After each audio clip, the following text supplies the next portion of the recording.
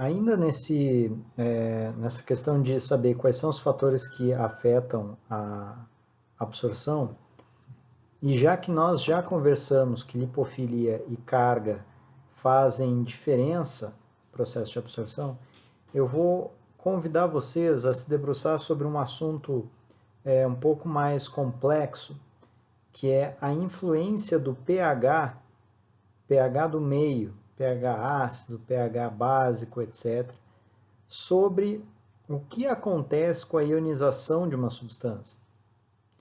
Então, eu chamo a atenção de vocês o seguinte: temos novamente o compartimento hidrofílico, compartimento lipofílico e compartimento hidrofílico, onde esse nosso intermediário aqui, ele atua como uma barreira entre os dois compartimentos hidrofílicos. Tá? Chamo a atenção de vocês que, em meio aquoso, um ácido ou uma base terá a propriedade de ionizar-se. Então, no caso, o ácido é incontroverso, né? A ionização e liberação de íon H+, em meio aquoso. E a formação da base conjugada, que seria o ânion, que ao adicionar com o íon H+, vira esse nosso ácido fraco. Tá? Então, ácido acetil salicílico, eu vou ter salicilato mais íon hidreto. Ok? Muito bem. Percebam que essa relação, ela é uma relação que vai e vem, ou seja, ela é reversível. O ácido fraco ele pode se dissociar nessas duas partes. Da mesma forma, essas duas partes aqui podem se reassociar e formar o ácido fraco de novo. Ok? São reações reversíveis.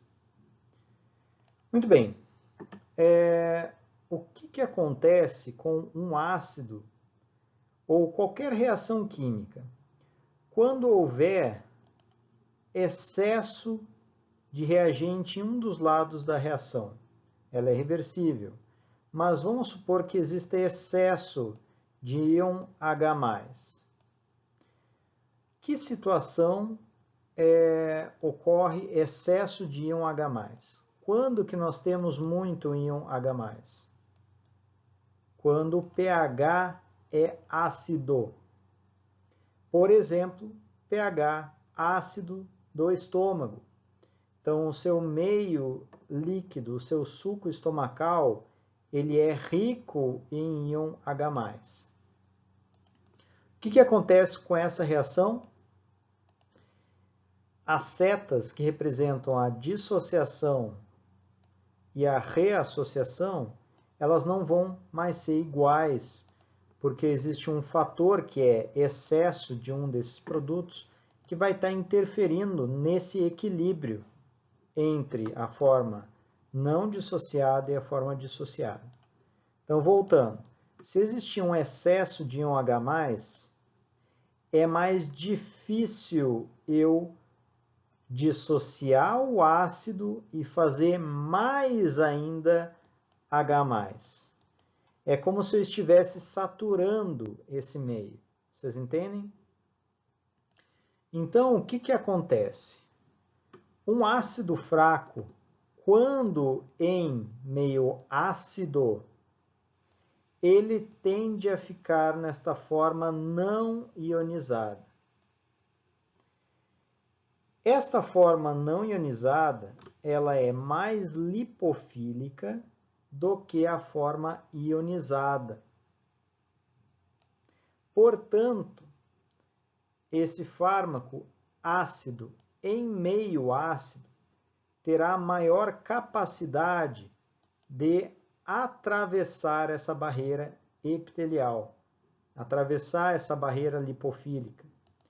Porque, afinal, o ácido não dissociado não tem carga elétrica, portanto, ele tem um caráter lipofílico maior.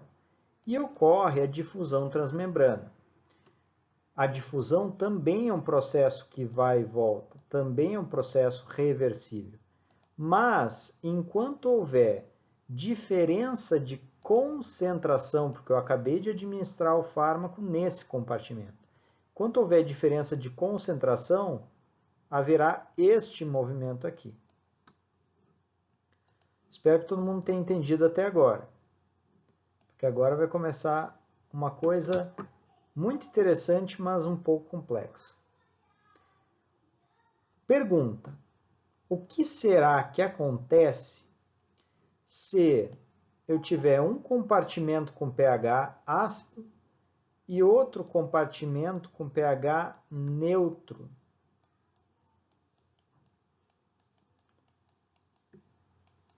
Então, aqui o pH é 1, aqui o pH é 7. Aí alguém poderia me perguntar, isso é relevante? Bom, se você pensar que isso aqui é a luz do estômago, isso aqui é o plasma sanguíneo, eu acho que é bem relevante. Tá? Muito bem. pH ácido, o meu ácido tende a ficar não ionizado, o fármaco ácido tende a ficar não ionizado, ele é facilmente absorvido para outro compartimento. Mas o que acontece com essa molécula agora, que está em pH neutro? Muito bem. Em pH neutro, esse ácido, ele pode ionizar, concorda comigo? Afinal, é meio aquoso. Qualquer ácido, qualquer base em meio aquoso pode ionizar. Muito bem. Agora, olhem novamente as setas. Estão percebendo que agora há uma diferença destas setas do lado direito para o lado esquerdo? Quando estou em meio ácido, eu tinha dificuldade em dissociar. Agora, eu tenho maior facilidade em dissociar. Então, se eu for avaliar o fármaco no sangue, é mais provável que ele esteja nesta forma do que nesta forma aqui. Tá? Tá, e daí? Aqui vem o X da questão. Essas formas, elas conseguem atravessar a membrana? Nós já vimos que ao adquirir, deixa eu fazer em preto, ao adquirir esta carga, essa base conjugada não consegue mais atravessar a membrana porque ela adquire um caráter hidrofílico, ela consegue, lembram, a água ela é H2O,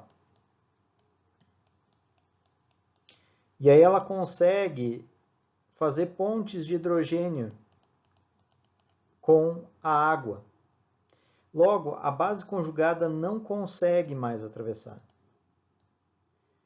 Isso faz com que esse fármaco esteja aprisionado na forma ionizada no compartimento com pH diferente dele. Por exemplo, se é um ácido, em pH neutro, em pH básico, essa substância vai estar presa ali dentro. Esse fenômeno químico se chama aprisionamento iônico.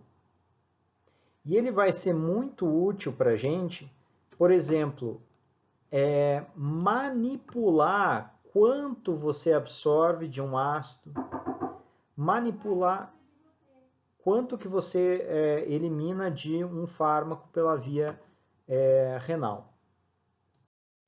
Então, só para finalizar o que nós falamos antes, né,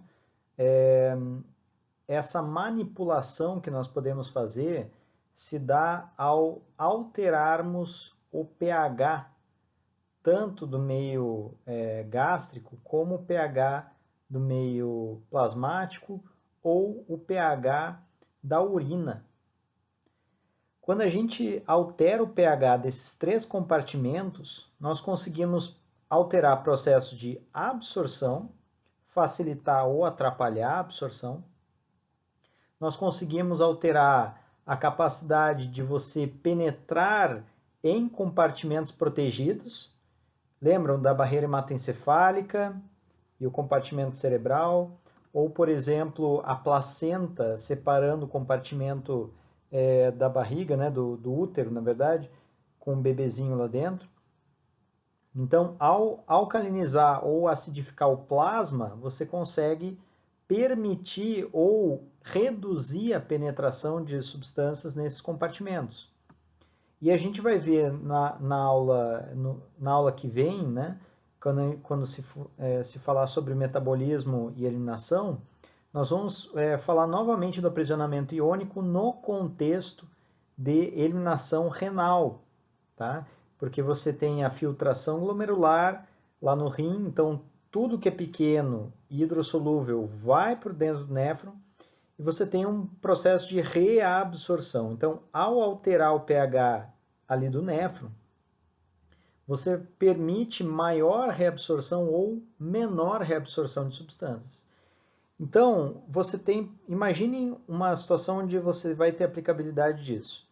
Você tem um paciente que está intoxicado com uma droga de abuso e se chega à conclusão que o paciente está relativamente bem, no sentido de não ser necessário fazer uso de antagonistas ou qualquer coisa nesse sentido, você vai simplesmente observar. E aí, muito provavelmente, você vai ver algum fármaco sendo administrado, e se você for ver, esse fármaco ele é um tampão, ou ele altera ativamente o equilíbrio de pH de tecidos. Então, você tem inibidores da anidrase carbônica, que podem, por exemplo, alterar pH urinário. Você tem bicarbonato de sódio, por exemplo, que altera pH do estômago, altera pH do plasma, por exemplo. Tá?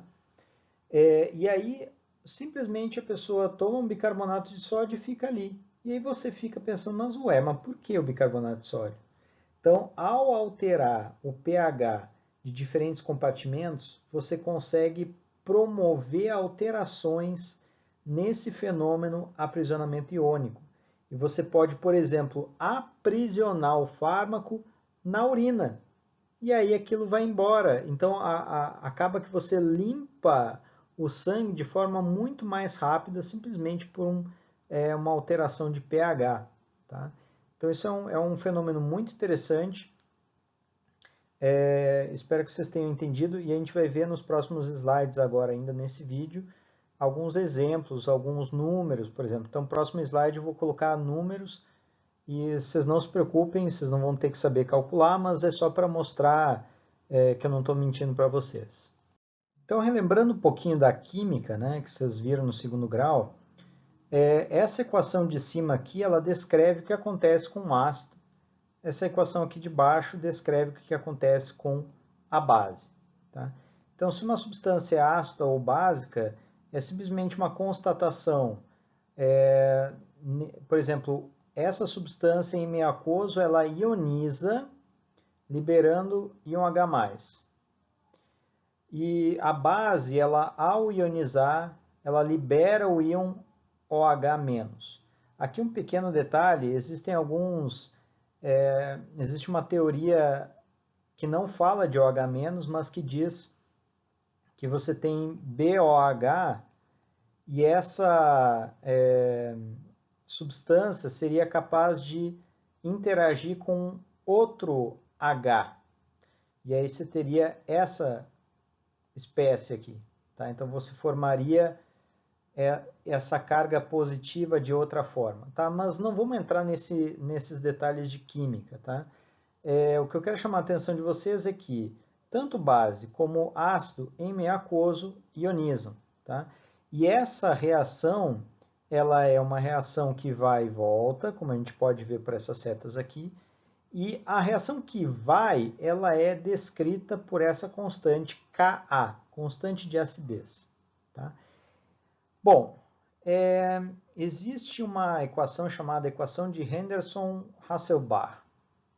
E essa equação aqui, ela vai descrever para a gente, em um determinado pH de um meio, quanto do fármaco estará na forma não ionizada e quanto estará na forma ionizada. Ok? Isso a depender desta constante. Então, nós temos fármacos onde essa constante ela é mais intensa, são ácidos fortes, ou substâncias onde essa constante ela é menos intensa, são ácidos fracos. Tá? Então, o pKa ele te dá essa proporção.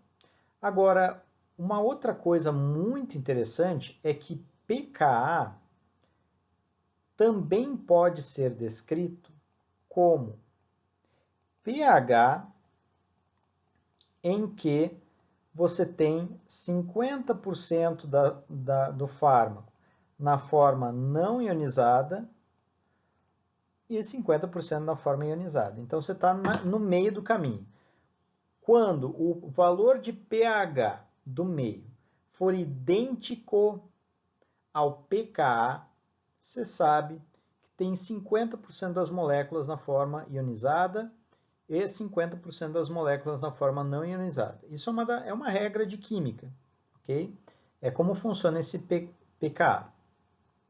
E nós temos a equação de Henderson-Hasselbalch para a gente saber a proporção em determinados pHs. Então agora, não se assustem, vocês não precisam saber essa fórmula, eu só estou demonstrando para vocês matematicamente o que eu falei de forma, digamos assim, no formato de ideias no slide passado. Tá? Então agora eu vou mostrar para vocês em números. Deixa eu só apagar isso aqui. Aqui é uma outra forma da gente enxergar a mesma equação. Tá? Então se você fizer uma manipulação matemática da equação, você, por exemplo, puxa o pH que está do lado de cá para o outro lado, você vai ter o logaritmo de 10 da forma não ionizada sobre a ionizada é igual a pKa menos pH. Tá? Isso aqui é simplesmente a mesma equação. Isso aqui é a mesma equação dessa aqui de cima, simplesmente fiz uma derivação matemática. Tá? Por que eu fiz isso? Porque eu quero saber essa razão para conseguir descobrir quanto que tem de um de outro ao usar esses números. Tá? Então, aqui nós temos números. Temos pKa, temos pH e vamos pôr nas equações. Então, olha só. Eu administro um fármaco que vai estar em contato com o suco gástrico. O fármaco tem uma propriedade química dele que é imutável, pKa. Se ele for jogado em água, ele sempre terá esse valor de pKa. Tá? É um ácido fraco. Muito bem. Joguei esse fármaco no suco gástrico, cujo pH é 1,4. Então vamos lá, aquele lado da equação era pKa menos pH, lembra disso?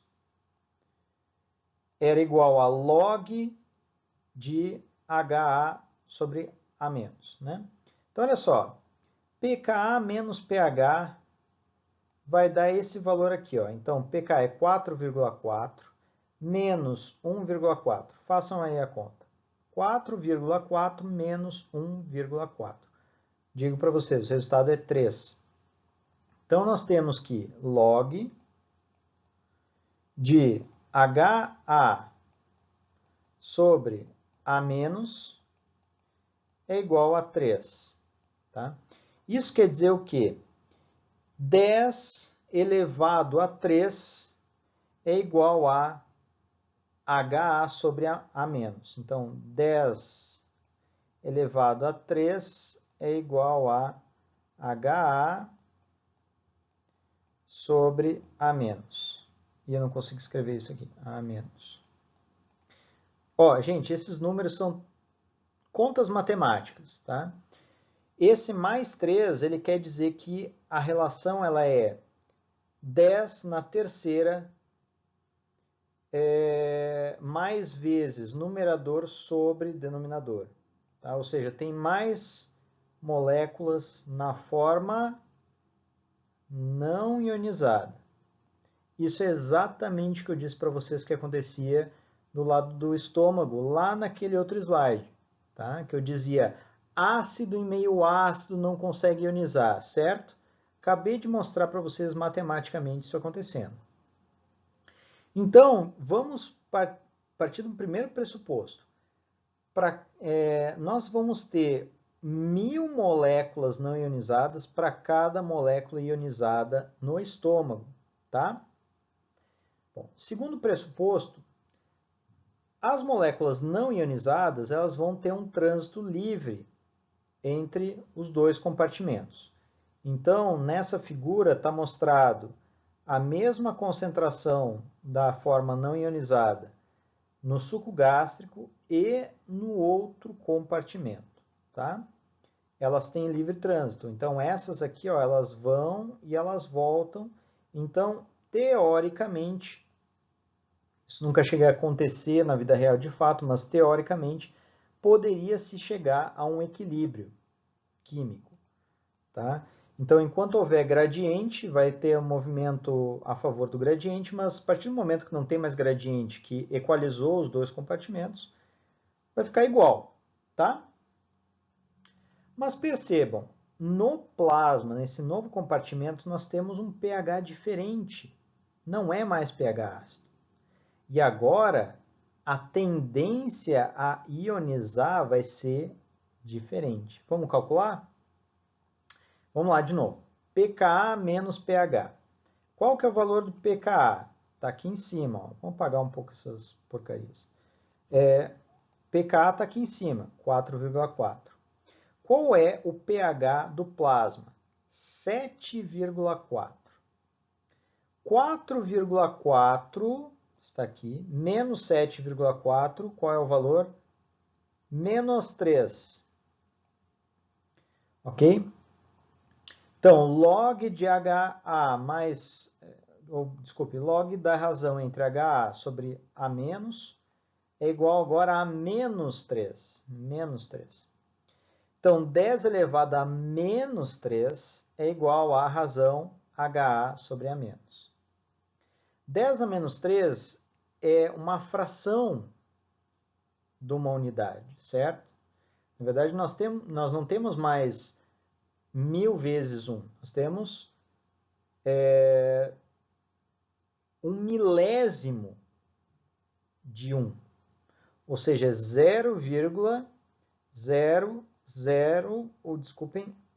1.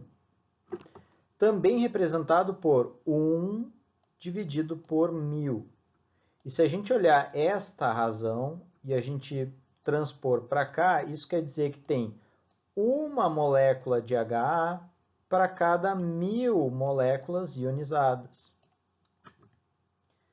Consegui mostrar para vocês? Em meio neutro, o meu ácido está tendendo a fazer o quê? Ionizar. Ficar nesta forma aqui, ó. Que eu estou circulando aqui, ó. Estou ionizando. Estou ionizando. Tá? Vou voltar agora um pouquinho para aquele conceito de lipofilia e etc. Se eu tenho a substância ionizada, ela consegue agora atravessar de volta. Ó, ela ficou 1000 vezes mais concentrada na forma ionizada do que na forma não ionizada. Ela consegue atravessar? Não. Então, olha que curioso. Para cada uma molécula que atravessa, não cada uma molécula. Vamos pensar assim, a cada 1001 moléculas que atravessarem, 1000 moléculas ficam presas na forma ionizada que não difunde mais. Então, vamos contar agora quantas moléculas nós temos entre os dois lugares e vocês vão entender por que isso se chama aprisionamento iônico. Olha só, eu tenho, da forma não ionizada está equivalente, tá? Então, tem uma molécula aqui, uma molécula aqui. Agora, da forma ionizada no estômago eu tenho 0,01, ou seja, quase nada. E na forma ionizada no plasma eu tenho 1000. Vamos pensar, ó, a cada 1002 moléculas, quase todas estão nesse formato e neste lado da barreira. Isso é aprisionamento iônico. É um fenômeno onde você esquece um pouquinho a ideia de difusão passiva. Porque, percebam, por causa da propriedade ácida e do pH do meio, você acaba concentrando a molécula em um dos lados. Isso é aprisionamento iônico. E o interessante é que isso tudo acontece espontaneamente, tá? Não tem enzima nenhuma causando esses gradientes aqui. É simplesmente o caráter ácido em um meio, no caso, neutro, tá? Se aqui fosse um meio ainda mais alcalino, isso iria alterar, ia ficar ainda mais, ainda maior essa coisa, tá? Gente, eu vou fazer um outro exemplo só para que você, se alguém não entendeu isso aqui tudo, para que, tipo assim, é que aqui tem uma fração de molécula, né? Vamos pensar o seguinte, vou pôr números em vermelho aqui. Se eu tivesse uma molécula, para a gente não pensar em frações, tá? Uma molécula desse cara aqui. Quantas que eu tenho que ter do HA não dissociado? A gente viu que é 1000 vezes mais, então eu teria que ter 1000 moléculas aqui, ó. Ok? Se eu tiver 1000 moléculas aqui, elas ficam em equilíbrio com outro compartimento. Então, eu tenho que ter 1000 moléculas aqui. Ok? E quantas que eu vou ter da forma dissociada? Tem que ser 1000 vezes mais. Então, eu tenho 1000, então eu teria que ter 1 milhão de moléculas aqui. As relações entre os números todos que estavam pintados aqui na figura se manteve a mesma. Tá? A única coisa que agora eu pintei em vermelho é os números não fracionados. Tá? Então, ao invés de eu trabalhar com 0,001 aqui, vamos trabalhar com inteiros. Tá? Então, eu coloquei 1, 1000 vezes mais, aqui também 1000 vezes mais, e agora 1000 vezes mais ainda. Tá? Multiplica por 1000 mais uma vez. Tá? Então, 1 milhão de moléculas na forma ionizada no compartimento onde há tendência a você ter a dissociação, para cada uma molécula ionizada no compartimento onde não tem a tendência a fazer a dissociação. Então, aqui eu quero só mostrar para vocês o que acontece nesses 3 compartimentos que nós conversamos, né? Estômago, plasma e urina. Vamos considerar que a urina ela tem uma faixa de pH que pode ir desde pH 5 até pH 8. E vamos considerar nesse exemplo, nesse slide, que o pH esteja 8, só para facilitar um pouco para a gente. Nós vamos chegar a uma máxima, que é a seguinte: ácido em meio ácido não ioniza. Base em meio alcalino, básico, não ioniza. Sempre que não ionizar, consigo atravessar membranas. Se eu tiver um ácido em meio alcalino, ele vai tender a ionizar. Se eu tiver uma base em meio ácido, vai tender a ionizar. Então, você pode fazer um macete que é o seguinte: igual no igual não ioniza. Diferente no diferente ioniza. Tá? Então, o que acontece com a aspirina pKa 3,5 em meio ácido?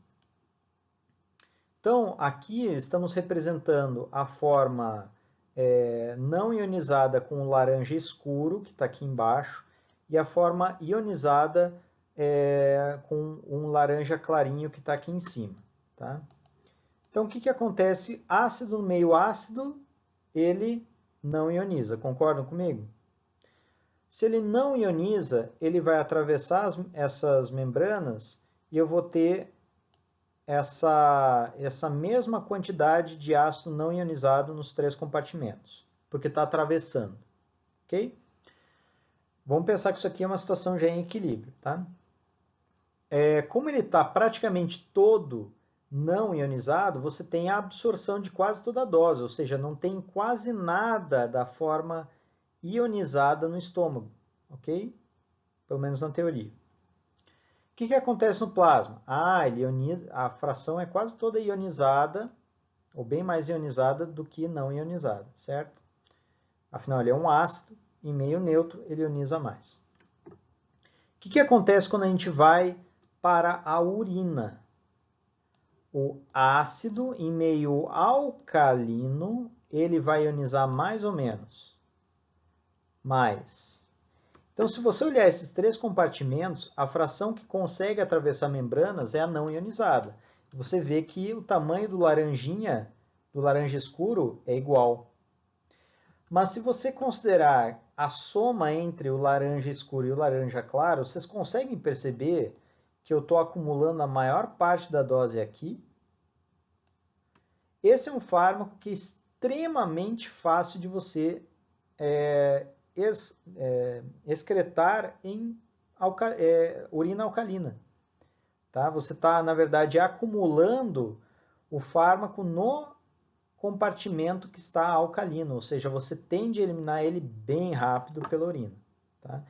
Quando você tiver esse pH. Aí alguém poderia me perguntar, professor, mas eu tive uma infecção urinária e eu ouvi falar que quando tem infecção urinária o pH fica ácido.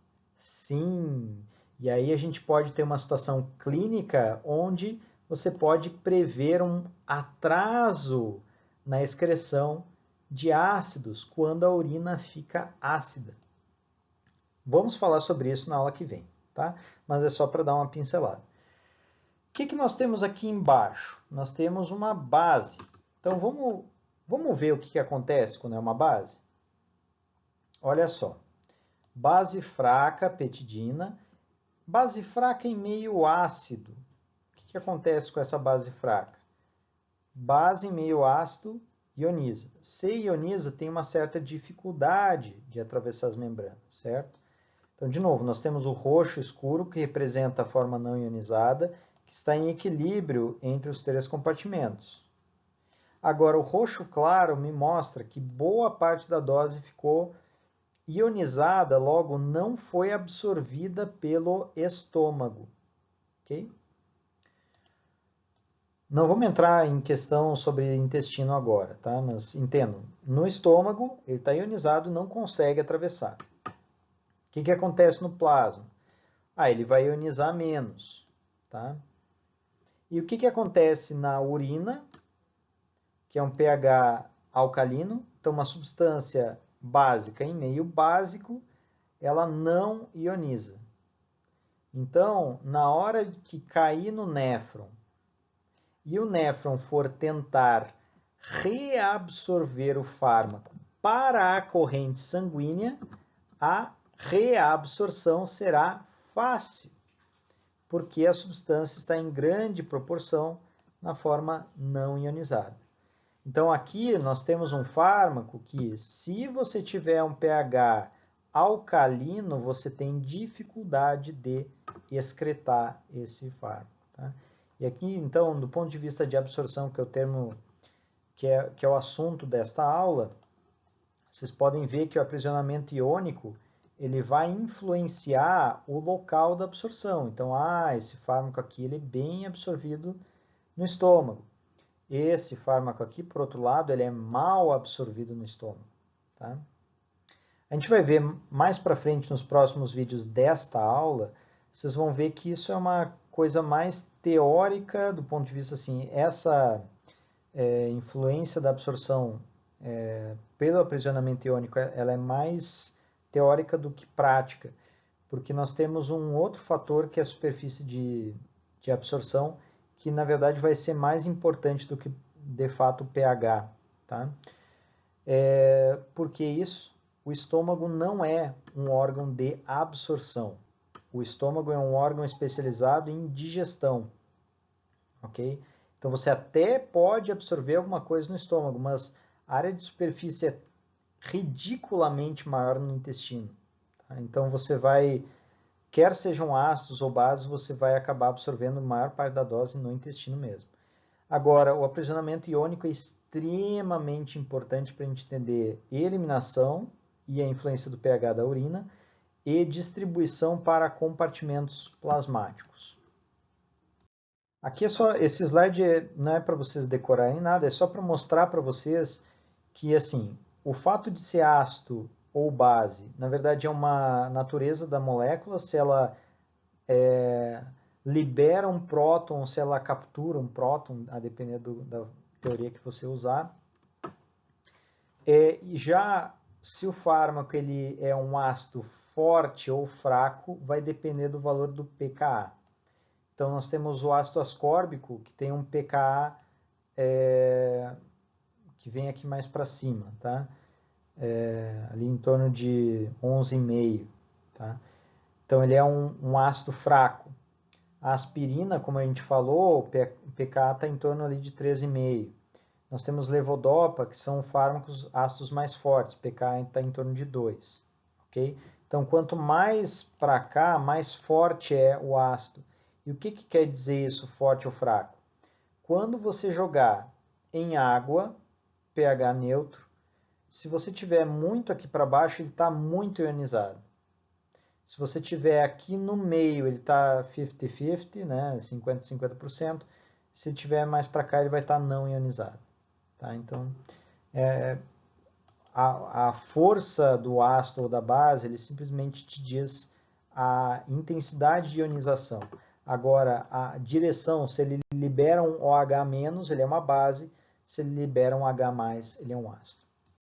Então, assim, eu vou me deter um pouco mais em detalhe na próxima aula, mas eu estou apresentando para vocês o fenômeno de aprisionamento iônico e estou dizendo para vocês que ele será importante para a gente entender o processo de eliminação, vai ser muito relevante no processo de eliminação e muito relevante em situações de distribuição, tá? Onde ao acidificar a urina, por exemplo, artificialmente eu faço um tratamento que acidifica a urina. Isso influencia a excreção de bases, isso influencia a excreção de ácidos e assim por diante. Tá? Então, por que a gente está vendo aprisionamento iônico? Especialmente pelas coisas que estão nesse slide.